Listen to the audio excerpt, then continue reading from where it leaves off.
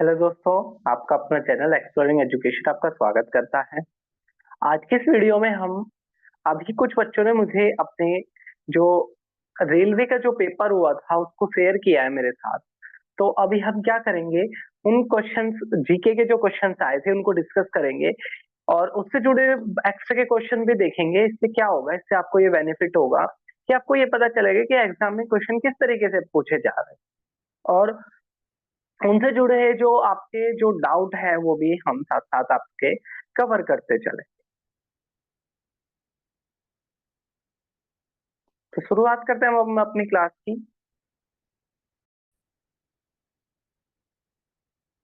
तो दोस्तों ये कुछ क्वेश्चंस है। जैसे पहले वाला क्वेश्चन कह रहा है कि अगर आप बॉल को ऊपर की साइड फेंक दोगे तो वो किस स्पीड से, ठीक है, और किस डायरेक्शन में मूव करेगी। तो बेसिकली क्या होता है, जब आप नीचे से किसी चीज को फेंकते हो, जब आप नीचे से किसी चीज को फेंकते हो तो पृथ्वी में ग्रेविटी के कारण अर्थ उसको अपनी तरफ खींचती है। और वो खींचने की दर कितनी रहेगी, वो खींचने की दर रहेगी ग्रेविटी, जिसको हम स्मॉल जी से रिप्रेजेंट करते हैं, जो करीब अप्रोक्स में 10 लेते हैं, वैसे 9.8।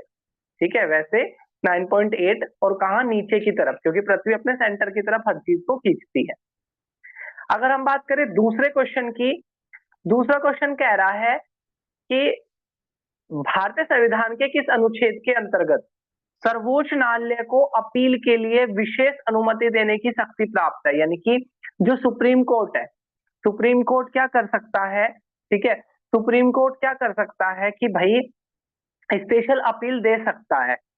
तो ऐसा किसमें लिखा है, आर्टिकल 136 में। बाकी आर्टिकल देखे, आर्टिकल 124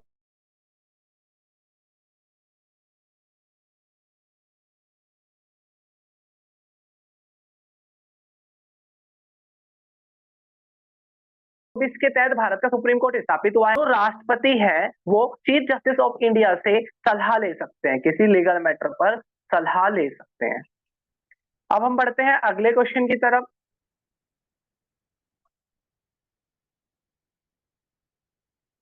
अगला क्वेश्चन कह रहा है निजता का अधिकार, राइट टू प्राइवेसी, किससे जुड़ा हुआ है। तो जो आर्टिकल 14 है, आर्टिकल 14 है, वो बात करता है राइट टू इक्वालिटी की, समानता के अधिकार की। आर्टिकल 22 ये कहता है, आर्टिकल 22 जब किसी मुजरिम को पकड़ा जाता है, गिरफ्तार किया जाता है, तो उसकी गिरफ्तारी के टाइम पर उसके क्या क्या अधिकार होते हैं वो इससे जुड़ा हुआ होता है। आर्टिकल 19 स्वतंत्रता की बात करता है। इसमें स्वतंत्रता कौन कौन सी है, अपनी बात को कहने की स्वतंत्रता, अपना संगठन बनाने की स्वतंत्रता, शांतिपूर्वक इकट्ठा होने की स्वतंत्रता, भारत में एक जगह से दूसरी जगह जाने की स्वतंत्रता, कहीं पर भी अपनी प्रॉपर्टी संपत्ति घर बसाने की स्वतंत्रता, और अपना कोई भी प्रोफेशन छांटने की स्वतंत्रता।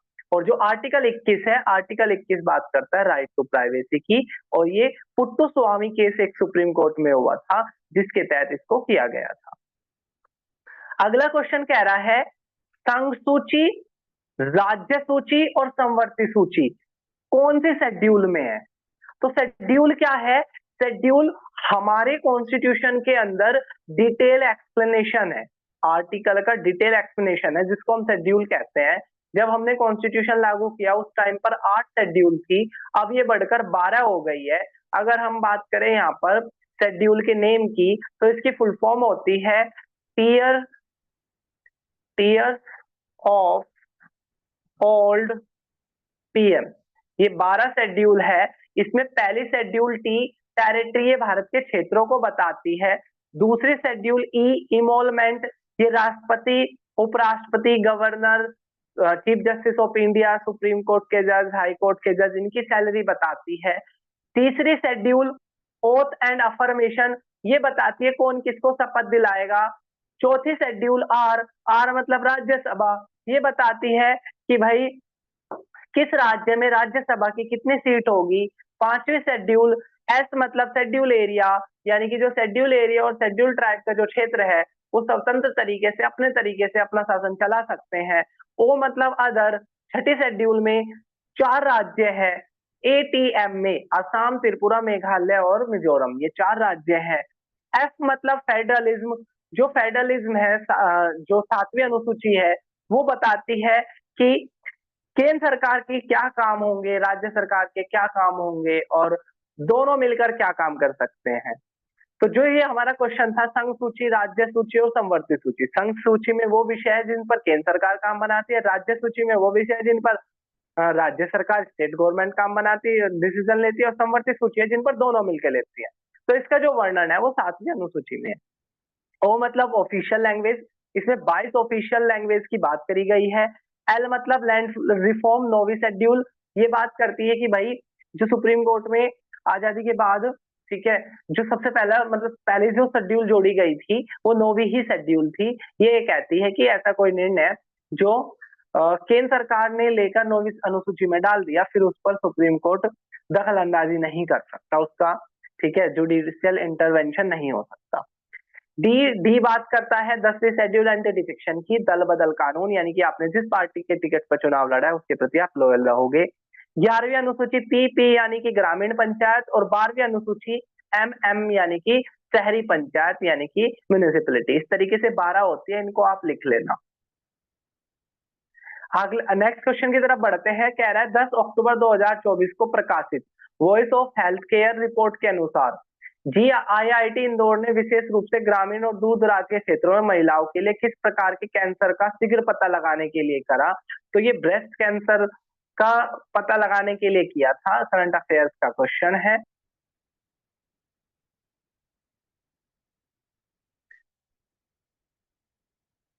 नेक्स्ट क्वेश्चन की बात करें, उस्ताद अली खान एक अति प्रशंसित भारतीय डैश वादक और यानी कि एक तरीके से पूछ रहा है कि उस्ताद अमजद अली खान क्या बजाते हैं, कौन सा इंस्ट्रूमेंट से जुड़े होते हैं। तो ये स्रोत से जुड़े हुए हैं। सी इस क्वेश्चन का सही आंसर हो जाएगा। नेक्स्ट कह रहा है कौन सा केंद्र शासित, कौन सा राज्य और केंद्र शासित प्रदेश उत्तरी मैदान का हिस्सा नहीं है। तो अगर हम भारत की फिजियोग्राफी की बात करें तो भारत के इधर अंडमान निकोबार है, इधर लक्षद्वीप है, यहाँ एक ट्रायंगुलर शेप प्लेट्यू है जिसको हम पेनिनसुलर इंडिया बोलते हैं। इधर भारत के कोस्ट है, वेस्टर्न कोस्ट, ईस्टर्न कोस्ट, ऊपर की साइड हिमालय है, और इधर हमारा डेजर्ट है राजस्थान में, और यहाँ एक उत्तर भारत का मैदान है। तो कह रहा है कौन सा राज्य उत्तर भारत के मैदान का हिस्सा नहीं है। तो बिहार, उत्तर प्रदेश और दिल्ली, यहाँ से तो बहुत सारी नदियां निकलती है, यहाँ पर तो है, लेकिन छत्तीसगढ़ नहीं है। वहां जाने तक क्या हो जाता है ये, ठीक है, चट्टानी हो जाता है। अगला कह रहा है 1990 के सुधारों के बाद, 1990 में भारत ने एलपीजी पॉलिसी अपनाई थी, लिबरलाइजेशन, प्राइवेटाइजेशन, ग्लोबलाइजेशन, जिसमें क्या था, पॉलिसी को आसान कर दिया था, प्राइवेट कंपनियां आ गई थी, और वर्ल्ड की इकोनॉमी से हमने अपना कनेक्शन कर लिया था, जिसको एलपीजी कहा गया था। तो वो कह रहा है उसके बाद हमें किस किस समस्या का मतलब उसका ना क्या नेगेटिव इफेक्ट हुआ। तो नेगेटिव इफेक्ट ये हो गया, अमीर इंसान और अमीर हो गया, गरीब इंसान और गरीब हो गया, शहर और ज्यादा डेवलप कर गए, गांव और ज्यादा पिछड़ गए। तो सही आंसर क्या आ जाएगा, क्षेत्रीय विकास में असमानता हो गई, रीजनल जो डेवलपमेंट था वो अलग अलग हो गया, और इसके अलावा ग्राम गांव में और शहरों में बहुत ज्यादा अंतर स्थापित हो गया। नेक्स्ट अगर हम क्वेश्चन की तरफ बढ़े, 1960 के दशक में कृषि के खराब प्रदर्शन का मुख्य कारण क्या था। तो भारत का एग्रीकल्चर अच्छा परफॉर्मेंस क्यों नहीं देता था। तो इसका कारण था बार बार सूखे का पड़ना, बार बार सूखे का पड़ना और अकाल पड़ जाना, क्योंकि उस टाइम पर इरिगेशन की इतनी व्यवस्था नहीं हुआ करती थी, सिंचाई के इतने स्रोत नहीं थे। अगला कह रहा है कौन इनमें से भारत का प्रसिद्ध तबला वादक नहीं है।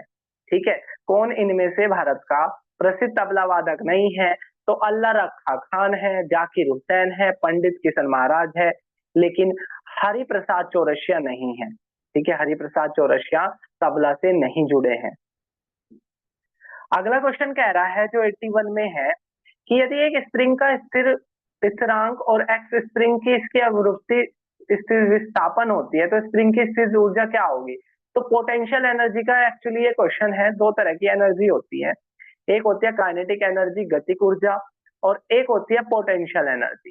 तो जो काइनेटिक जो एनर्जी है उसका तो फॉर्मूला होता है 1/m mv², ठीक है, 1/mv², ठीक है, ये तो होता है इसका, ठीक है। और यहाँ पे आप इसी फॉर्मूले को अगर आप करोगे तो इससे आप इस क्वेश्चन का आंसर निकल जाना। और अगर हम बात करें पोटेंशियल एनर्जी की, तो पोटेंशियल एनर्जी का फॉर्मूला होता है mgh, mass into gravity into height. ये होती है स्थितिक ऊर्जा। जैसे आप धनुष का तीर को खींचते हो तो उसमें जो एनर्जी होती है वो आपकी पोटेंशियल एनर्जी कहलाती है। आगे बढ़ते हैं।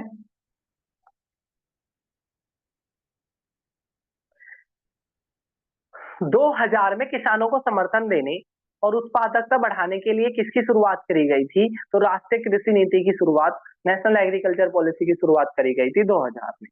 लेजर की फुल फॉर्म पूछ रहा है, तो लेजर की फुल फॉर्म है light amplification and by stimulation emission of radiation. तो एक लेजर लाइट होती है, तो उसकी एक्चुअली फुल फॉर्म इसने पूछी थी। तो ये जो चौथे में लिखी है वो लेजर की क्या होती है, फुल फॉर्म होती है। अगला कह रहा है 8 अगस्त 1942 की पूर्व संध्या को महात्मा गांधी जी ने एक नारा दिया था जिसका नाम क्या था? करो या मरो। बाकी नारे की अगर हम बात करें, ठीक है, बाकी नारे की अगर हम बात करें तो मुझे खून दो मैं तुम्हें आजादी दूंगा, ये सुभाष चंद्र बोस ने की दिया था। साइमन गो बैक का नारा जब भारत में साइमन कमीशन आई थी 1928 में, तो उस टाइम पर ये नारा दिया गया था लाला लाजपत राय के द्वारा।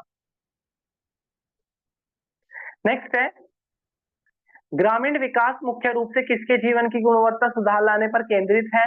तो ग्रामीण जनसंख्या। जब ग्रामीण विकास की बात कर रहे हैं तो ग्रामीण विकास किसके लाइफ को सुधारेगा? तो ग्रामीण जनसंख्या की लाइफ को सुधारेगा।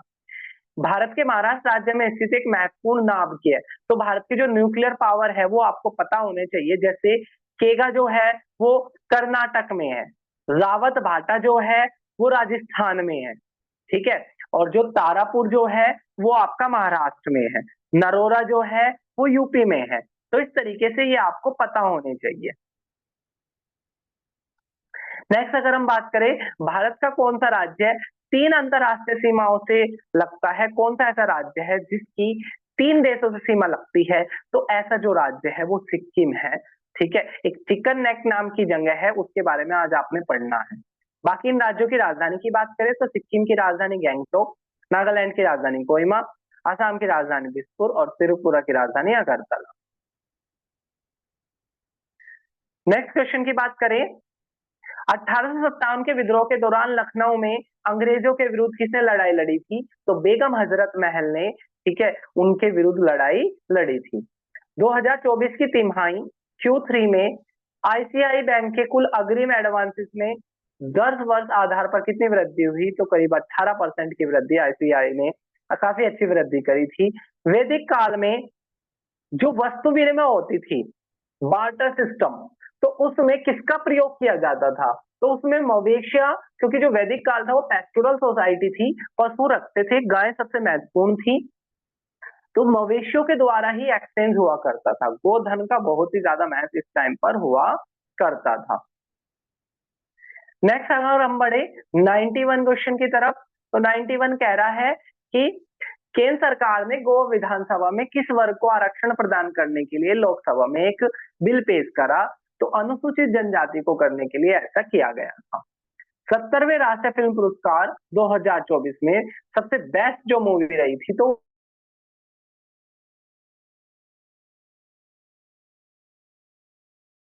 वो अट्टम रही थी। तो नेशनल फिल्म फेयर 25 का पूछा जाएगा। अनिबद्ध संगीत का सर्वोत्तम रूप जो सार्थक शब्द और ताल तक सीमित नहीं है, तो ये आपका आर्ट एंड कल्चर का क्वेश्चन है, तो उसको अलाप कहते हैं, ठीक है, अलाप उसको कहा जाता है। नेक्स्ट हम क्वेश्चन की तरफ बढ़ते हैं। नेक्स्ट क्वेश्चन कह रहा है कौन सी फसल मुख्य रूप से भारत में हरित क्रांति से संबंधित है? तो हरित क्रांति जो green revolution M S Swaminathan जिसके चेयरपर्सन थे, जिनको फादर ऑफ ग्रीन रिवॉल्यूशन भी कहा जाता है, हम HYV सीड्स लेकर आए थे और अपने यहाँ पर हमने प्रोडक्शन बढ़ाया था, और जिसमें जो फोकस था आपका, फोकस एरिया हरियाणा, पंजाब और वेस्टर्न यूपी था, और फसल जो थी उसमें गेहूं और धान, गेहूं और धान, ठीक है, ये दो मेन फसल थी। नेक्स्ट अगर हम आगे बढ़े, किस वर्ष पंचवर्षीय योजना में सामाजिक और ग्रामीण विकास पर ध्यान केंद्रित करते हुए समावेशी इंक्लूसिव डेवलपमेंट, इंक्लूसिव डेवलपमेंट जो था वो छठी पंचवर्षीय योजना का उद्देश्य था। ठीक है, छठी पंचवर्षीय योजना का उद्देश्य था। पहली का एग्रीकल्चर था, दूसरी का रैपिड इंडस्ट्रियलाइजेशन था। 1857 में एक विद्रोह हुआ था। ब्रिटिशर एक बंदूक लेकर आए थे, रॉयल एनफील्ड नाम की, और भारत के फौजियों ने उनको चलाने से मना कर दिया था, जिस वजह से थोड़ा सा विवाद हो गया था। तो 1857 के विद्रोह के बाद ब्रिटेन की महारानी का एक खत आया था, जिसमें उन्होंने बोला था कि भाई वो क्या करेंगे, ठीक है, कि वो क्या करेंगे, अब से ईस्ट इंडिया कंपनी खत्म हो जाएगी और इस सत्ता को अपने हाथों में ले लेंगे। तो इस की जो घोषणा करी थी वो, उसको ना इलाहाबाद दरबार कहते हैं। ठीक है, इलाहाबाद दरबार इसको कहते हैं। ठीक, क्या हो जाएगा, सही आंसर हो जाएगा। नेक्स्ट है, पश्चिम घाट पर आर्द्र वायु को अवरुद्ध होने तथा उसे ऊपर उठने के लिए बाध्य होने के कारण पश्चिमी घाट पर कौन सी बारिश होती है? तो बेसिकली क्या होता है, बारिश तीन तरह की होती है। ठीक है, बारिश तीन तरह की होती है। एक होती है पर्वतीय वर्षा, एक होती है चक्रवाती वर्षा, एक होती है संवहनीय वर्षा। तो पहले हम कन्वेंशनल रेनफॉल समझते हैं। जो पानी होता है, जब इस पर सनलाइट पड़ती है तो ये भाप बनकर ऊपर चला जाता है। इस प्रोसेस को इवापोरेशन कहते हैं। जैसे ही ऊपर जाता है तो वहां पर टेम्परेचर कम होता है। टेम्परेचर कम होने की वजह से ये जो पानी है ये बादल में बदल जाता है। इस प्रोसेस को कंडेंसेशन कहते हैं। जब बादल भारी हो जाता है तो ये बारिश के रूप में नीचे गिर जाता है। ठीक है, बारिश के रूप में नीचे गिर जाता है, और इस प्रोसेस को प्रेसिपिटेशन कहते हैं, और इस पूरे प्रोसेस को वाटर साइकिल बोलते हैं। और इस तरह से होने वाली बारिश को कन्वेंशनल रेनफॉल बोलते हैं। दूसरी जो बारिश है वो साइक्लोनिक रेनफॉल है। होता क्या है, जब पानी है गर्म हुआ, भाप बनी, ऊपर उठा, क्योंकि गर्म जो हल्की चीज होती है वो ऊपर उड़ जाती है, तो पानी गर्म होकर हल्का हो जाता है तो वो ऊपर उड़ जाता है। जैसे थोड़ा सा ऊपर जाता है जैसे थोड़ा सा ऊपर जाता है तो वहां टेम्परेचर, ठीक है, नीचे की तुलना में थोड़ा सा क्या होता है, कम होता है। कम टेम्परेचर की वजह से ये जो हवा अभी गर्म हुई थी वो ठंडी होने लग जाती है, और ठंडी होकर ये नीचे की तरफ आने लग जाती है, क्योंकि भारी बन जाती है और भारी चीज नीचे बैठती है। ठीक है, जैसे नीचे आती है फिर गर्म होने की वजह से ऊपर उठने लग जाती है, तो ये हवाएं गोल गोल घूमने लग जाती है। ऐसी बारिश को साइक्लोनिक रेनफॉल बोलते हैं। और ये जहां कोल्ड एयर और हॉट एयर, ये हॉट एयर है, और जब ये नीचे की तरफ धस रही है ये कोल्ड एयर है। जहां पर कोल्ड एयर और हॉट एयर मिलती है उसको हम फ्रंट बोलते हैं, फ्रंट। और इस तरह से होने वाली बारिश को हम साइक्लोनिक रेनफॉल या फ्रंटल रेनफॉल कहते हैं। अगला कह रहा है 1905 के बंगाल विभाजन को किस साल रद्द कर दिया गया? तो एक बंगाल विभाजन का प्रस्ताव लाया गया था, जिसमें क्या था कि बंगाल के दो हिस्से कर दिए जाएंगे, और एक को कहा जाएगा ईस्ट बंगाल, एक को कहा जाएगा वेस्ट बंगाल। वेस्ट बंगाल में ज्यादा हिंदू पॉपुलेशन थी, ईस्ट बंगाल में ज्यादातर मुस्लिम पॉपुलेशन थी। भारत के लोगों ने इसका विरोध करा और एक भारत में आंदोलन चला उसमें। ठीक है, स्वदेशी आंदोलन एक भारत में चलता है बंगाल विभाजन के विरोध में। और 1911 में जब दिल्ली दरबार लगाया गया और जॉर्ज पंचम और क्यूरी भारत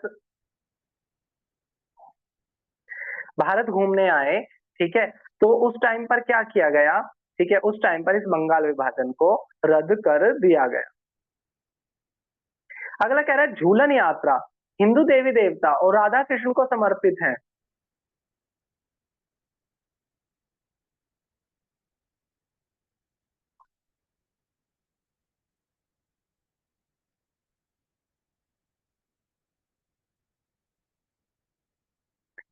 कि झूलन यात्रा हिंदी देवी देवता राधा और कृष्ण को समर्पित एक कैसा उत्सव है? तो जो झूलन यात्रा है वो एक मॉनसून के टाइम पर आने वाला, ठीक है, मॉनसून के टाइम पर आने वाला ये एक त्योहार है।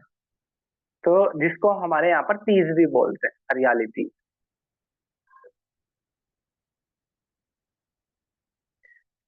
अगला कह रहा है फ़ारेनहाइट ताप बनाम सेल्सियस का ग्राफ एक सरल रेखा है जिसका अंत डैश है।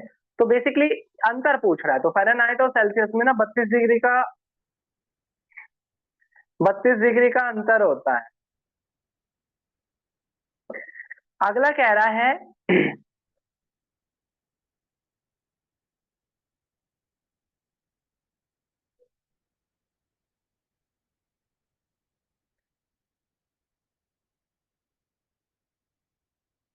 अगला क्वेश्चन कह रहा है कि 2024 में लॉरेंस स्पोर्ट्स अवार्ड निम्नलिखित में किस शहर में आयोजित करे गए? तो मैड्रिड शहर में लॉरेंस अवार्ड दिए गए। ठीक है। अगला कह रहा है बेरी बेरी एक बीमारी होती है किसकी वजह से? तो विटामिन की कमी अगर हमारे शरीर में होती है तो बहुत सारी बीमारी हो जाती है। ठीक है। तो सबसे पहले विटामिन सी, ठीक है, जिसकी वजह से स्कर्वी होती है। विटामिन डी की कमी से रिकेटस हो जाता है, और विटामिन ए की कमी से नाइट ब्लाइंडनेस, ठीक है, यानी कि आंखों की बीमारी हो जाती है। तो विटामिन बी, ठीक है, विटामिन B1 जिसकी वजह से क्या होता है, बेरी बेरी नाम की बीमारी हो जाती है। नेक्स्ट है 10 मई 2024 में सुप्रीम कोर्ट बार एसोसिएशन की कार्यकारी समिति में महिलाओं के लिए कितने प्रतिशत सीट रिजर्व करी गई? तो 33 सीट करी गई। इसके अलावा क्या है, 42वें संविधान संशोधन अधिनियम के द्वारा कौन से दो शब्द जोड़े गए थे? तो 42वां संविधान संशोधन हुआ था इंदिरा गांधी के टाइम पर, और इसको मिनी कॉन्स्टिट्यूशन भी कहते हैं। हमारे कॉन्स्टिट्यूशन में इतने सारे चेंजेस किए गए, ठीक है, हमारे कॉन्स्टिट्यूशन में इतने सारे चेंजेस किए गए, तो इस वजह से इसको मिनी कॉन्स्टिट्यूशन भी कहते हैं। और दो नए शब्द जोड़े गए जिनको बोलते हैं कौन से, आपके समाजवादी और पंथ निरपेक्ष। ठीक है, सोशलिज्म और आपका सेक्युलरिज्म। अगला कह रहा है अक्टूबर 2024 में डिजिटल भुगतान सुरक्षा पर राष्ट्रव्यापी अभियान शुरू करने के लिए किस संगठन ने द टाइम्स ऑफ इंडिया के साथ साझेदारी करी? तो भारतीय राष्ट्रीय भुगतान लिमिटेड, एनपीसीआई ने शुरू करा। ठीक है, एनपीसीआई ने ये शुरू करा। 1857 के विद्रोह के दौरान सिपाहियों ने डैश पर आक्रमण किया। तो 1857 के दौरान उन्होंने जेल, कोस्टगार्ड, टेलीग्राफ कार्यालय और बंगलों में क्या करा, अटैक करा। ठीक है, उनमें अटैक आपका करा था। अब हम बढ़ते हैं नेक्स्ट क्वेश्चन की तरफ।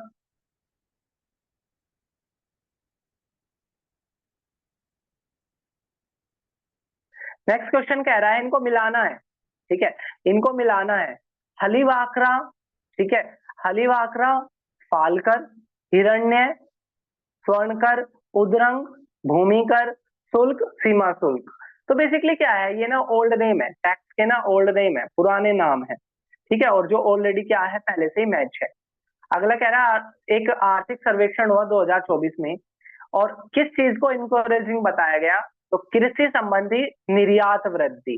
कृषि संबंधी यानी कि एग्रीकल्चर के एक्सपोर्ट को क्या बताया गया है, प्रमोटिंग बताया गया है। अगला क्वेश्चन कह रहा है संविधान के अनुसार किस राज्य में विधान परिषद गठित करने या समाप्त करने के, बेसिकली क्या है, जैसे हमारे यहाँ पर पार्लियामेंट में दो हाउस होते हैं, लोकसभा और राज्यसभा, ऐसे ही राज्यों के अंदर दो हाउस होते हैं, एक विधानसभा एक विधान परिषद। तो विधानसभा और विधान परिषद को बनाने ना बनाने की जिम्मेदारी किसकी है? तो भारत की संसद की भारत की संसद के पास ये अधिकार होता है, न कि राज्यों के पास। सर्वोच्च न्यायालय ने जिला न्यायालय की स्वतंत्रता की स्वतंत्रता को संविधान की मूल संरचना का एक महत्वपूर्ण भाग माना है। संवैधानिक प्रावधानों के अनुसार जिला न्यायालयों को वर्णित करने के लिए अधीनस्थ न्यायालय शब्द का प्रयोग किया गया है? नहीं, दूसरा गलत है, अधीनस्थ नहीं कहा गया। ठीक है, संविधान जिला न्यायालयों की न्यायिक प्रणाली के महत्वपूर्ण घटक के रूप में मान्यता देता है और उनकी रक्षा करता है, तो बिल्कुल करता है। ठीक है, तो सुप्रीम कोर्ट क्या करता है, बाकी सब का गार्जियन की तरह काम करता है। अगला कह रहा है हिमाचल प्रदेश में कौन सा दर्रा हिमाचल प्रदेश को लद्दाख से जोड़ता है?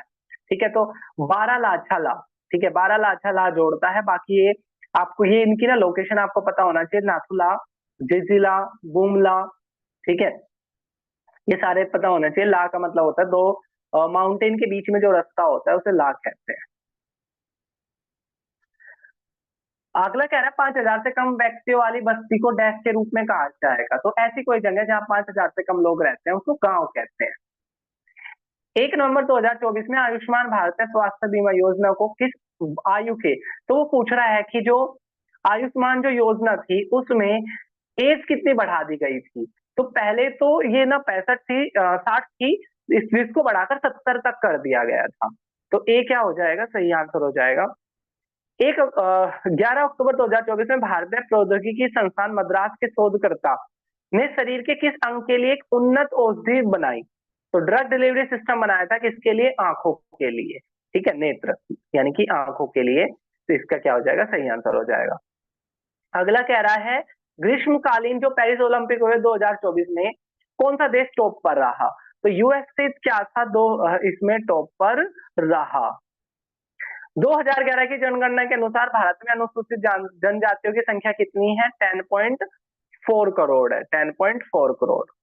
इसके अलावा अगला क्वेश्चन कह रहा है आरबीआई की दिसंबर 2024 में घोषणा के अनुसार लघु वित्त बैंक किस प्लेटफॉर्म के माध्यम से पूर्व स्वीकृत क्रेडिट कार्ड प्रदान करते हैं? तो ये करते हैं यूपीआई के थ्रू, ठीक है, यूनाइटेड पेमेंट इंटरफेस के थ्रू। तो ये तो बिल्कुल इजी वाला क्वेश्चन था, यूपीआई वाला। तो अगला क्वेश्चन कह रहा है आर्थिक सर्वेक्षण 2024 निजी क्षेत्र के विकास के लिए वर्तमान निवेश परिवेश को किस प्रकार वर्णित करता है? वो क्या कहता है? वो उसके अनुसार सुदृढ़ गति के साथ प्रोत्साहक, यानी कि तेज स्पीड से क्या हो रहा है? बढ़ रहा है। अगला कह रहा है काहिरा में इंटरनेशनल आईएसएफ विश्व कप 2024 में किस भारतीय निशानेबाज ने पुरुषों की 10 मीटर एयर राइफल स्पर्धा में स्वर्ण पदक जीता?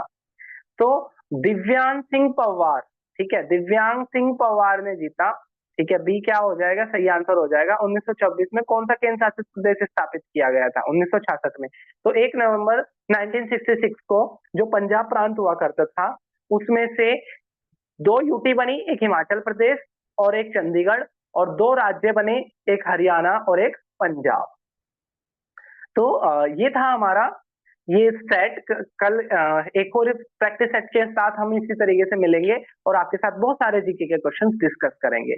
तो आपको ये सेशन कैसा लगा और इसमें से आपको कितने क्वेश्चन इसमें से आते थे वो आपको कमेंट बॉक्स में लिखना है।